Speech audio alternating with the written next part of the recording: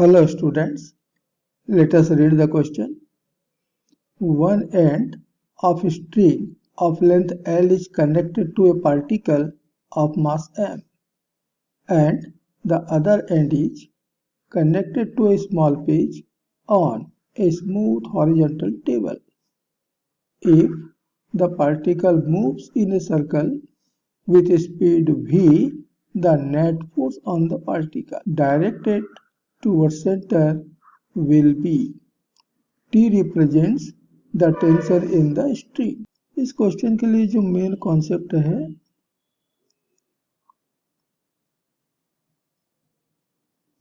Tension in the string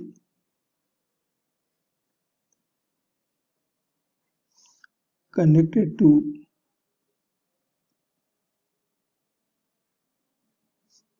the particle provides the necessary centripetal force।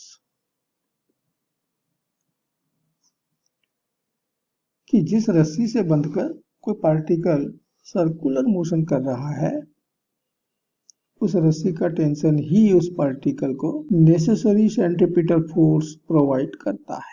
तो particle जिसका मास m है, कोई एक रस्सी जिससे कि लेंथ l है से बांधकर एक हॉरिजॉन्टल टेबल के ऊपर एक सर्कुलर मोशन दिया गया है। उस सर्कुलर मोशन की वेलोसिटी v है। हमें बताना है कि इस पार्टिकल के ऊपर कितना नेट फोर्स अप्लाई होगा। तो मान लीजिए कि इस रस्सी में जो टेंशन है वो T के बराबर है, T।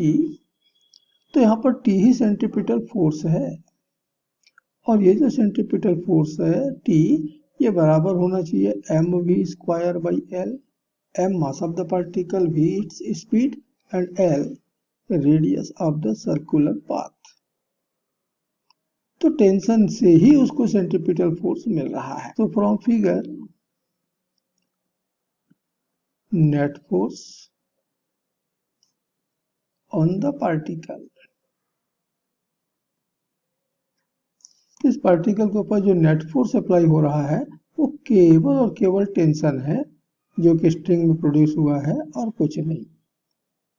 तो ये बराबर होना चाहिए T, और यही होगा हमारे इस क्वेश्चन का answer. Hope you understood it well. Best of luck.